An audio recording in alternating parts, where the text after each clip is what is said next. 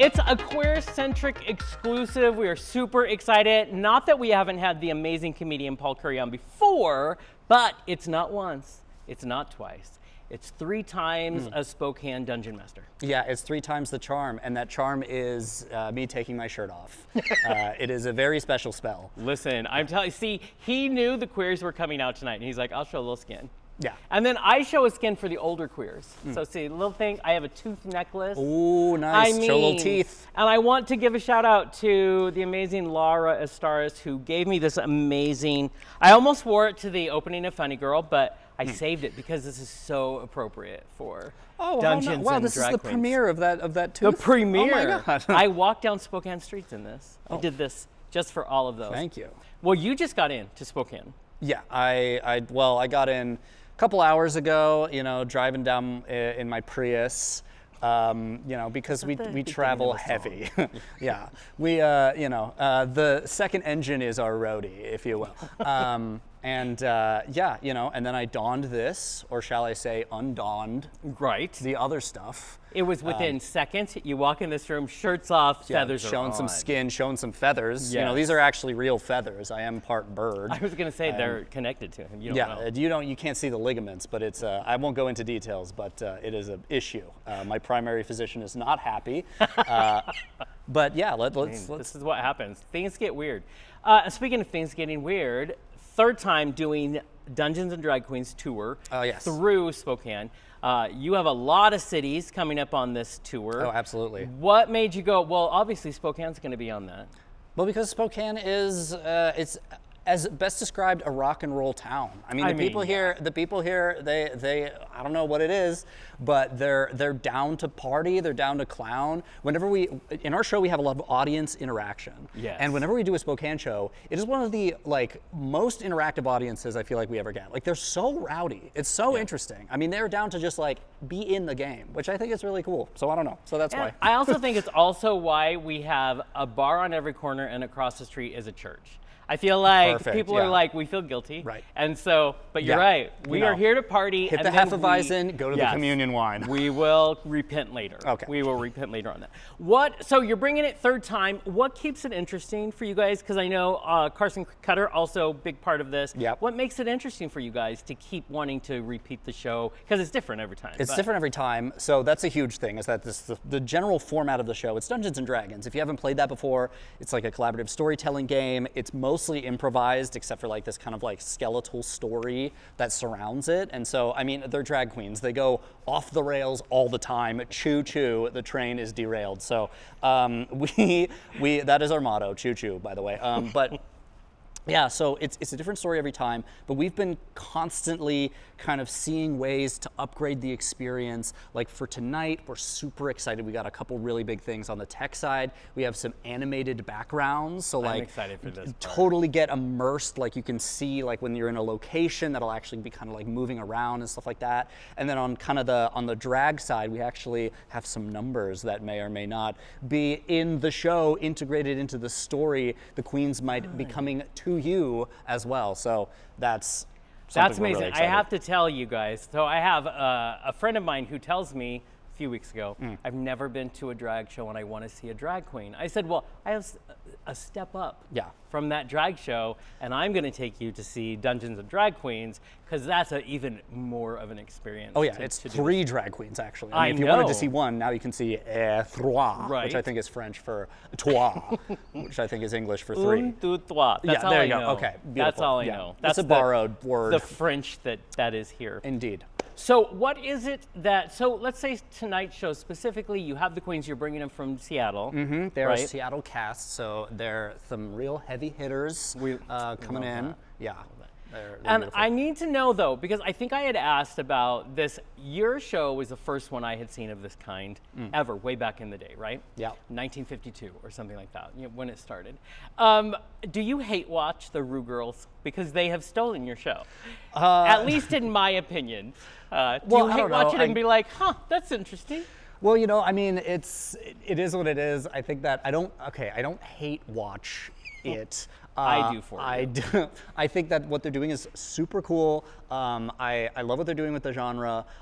It's a different kind of format, I think, in a way. I mean, we're kind of we're a live show. Yeah. We're trying to like experiment in a whole bunch of different kind of directions with it. And I mean, I think like the way I'd say it is that, you know, there's a lot of room for like creative ideas. I don't want to stifle anybody's creative output. I think that that's like not the vibe that we want to give out. So I think just like, you know, this town is big enough for 1 million of us. Let's all have fun on this small amount of time that we have on the earth. Right. You know, that's kind of how I feel about it. And also, you know, they've been well enough to kind of shout us out a little bit. So that's you know, what I wanted to know. They need to say yeah. your name. Yeah. Like, put some respect on your name. I love that then. I haven't seen it, but that I will approve of. Also, I feel like you're way more giving and open and beautiful, and my soul is black.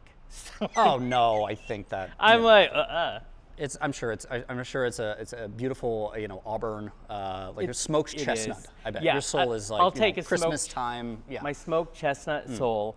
So as you look forward, do you ever look? So you're currently in like the 3rd tour. Yes. Do you ever look beyond that tour as to what's next, or do you get through the tour you have set? Like, do you see maybe something coming? Oh, all the time. Yeah, we are planning further in advance. So like, we're trying to like plan out our stuff earlier and have that stuff be, you know, farther out. So for this leg of the seas, which is what we call it. It's not a great name, but we we're workshopping. But anyway, a workshop name. Yeah, it's a workshop interview. That's why we have the live here for the real stuff. Yeah, we're anyway. We are. We planned everything out. We had our whole like 31 show season pretty much booked by the end of August. So that's like how far in advance that we're trying to plan, because that's kind of what you got to do, I think, when you have like this many shows coming up and it becomes such like just like a financial risk to just like do this whole thing. Yeah. And again, you're between here and New York City. Yes. And everywhere in between. Which is super exciting. Are you guys like you've practiced it twice now, 2 years in a row? Are you ready? Do you feel more prepared than you've ever been? I feel like every single show we do is the best show we've ever done, honestly, usually. I mean, it's so much smoother now, just every little bit of it, but there's still stuff to keep adding. It's not totally like, there's this, you know, an immense adventure that is on the horizon that I can totally see happening. I mean, it involves like the numbers, it involves the story, it involves like the tech, it involves the like the size of the space. And having all of that come together, I feel like could make something that's like actually this monumental, like, I don't know, like what is the what is that big opera that inspired Lord of the Rings, or The Ring by Oh, that sounds familiar. I don't know. Yeah, anyway. But it sounds absolutely, it's like Vivaldi or some German person. Yeah, there you go. I think he was Italian, but anyway. There you go. They're close to each other. Yeah, you know, someone who killed Mozart, let's just say that. You know, one of those someone.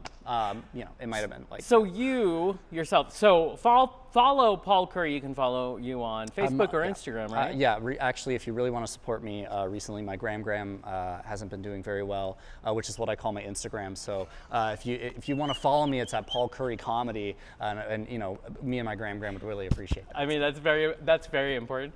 Also, so you're a stand-up comedian. You can go on YouTube. Everybody can look him up. Some really good stuff out there. Do you kind of make it both work? You're doing this tour that takes up so long. Do you also have time to do your stand-up? I do, actually, yeah, which I'm really fortunate to have that. I mean, mainly I do like a lot of clubs in Seattle. I mean, Laughs Comedy Club is one that I do quite a bit often. I mean, I'm there Wednesdays and Thursdays, pretty much every Wednesday and Thursday. I mean, nice. I'll be doing stand-up there. I'm booked on weekends at their Club Comedy and Comedy Bar, you know, but I'm mostly at Laughs. And yeah, I get to kind of work that craft there. I'd say like when it comes to like touring and moving around the country, it's mainly dungeons and drag queens. Right. That kind of makes that kind of economical and like allows me to travel around like that.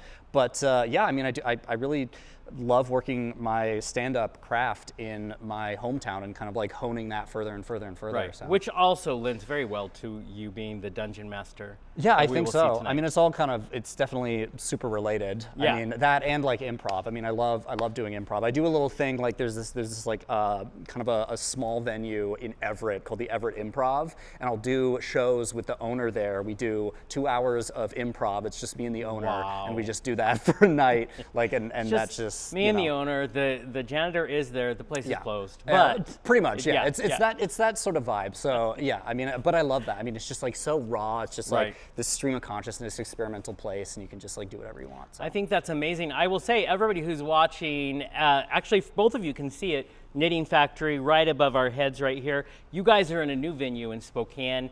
It's the new cool edgy venue. So we're super excited. There's so many seats out in front of that really cool stage. Yeah. Is it exciting to kind of change it up?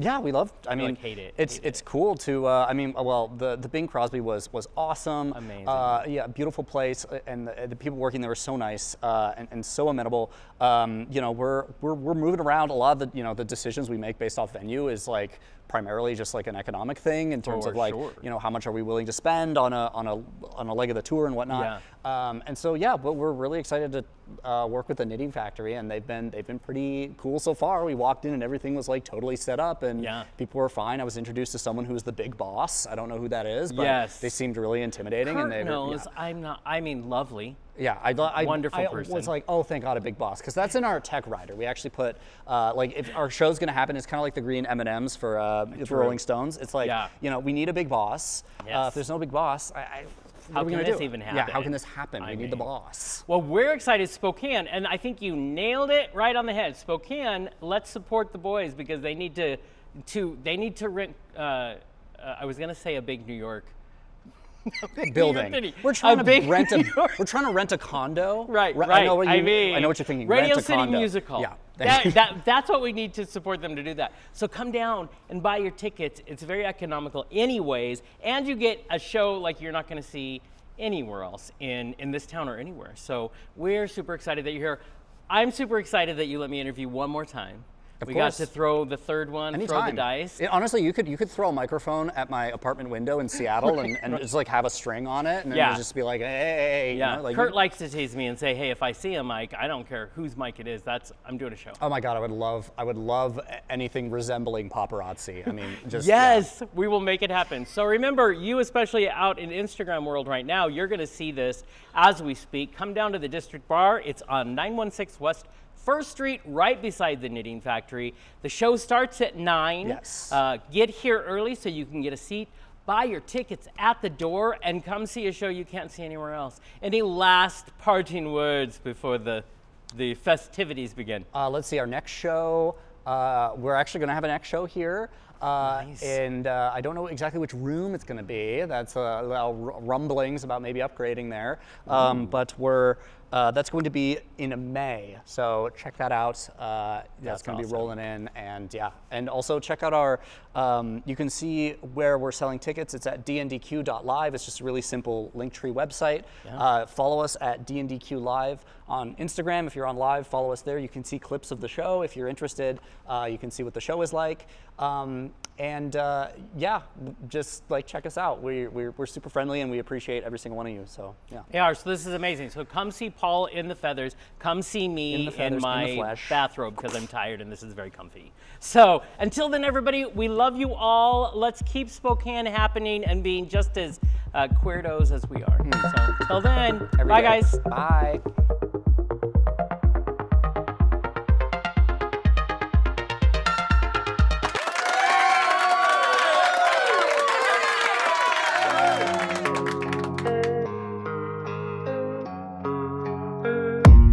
I don't really know what comes next. I'm just doing my best, even though I'm so stressed out.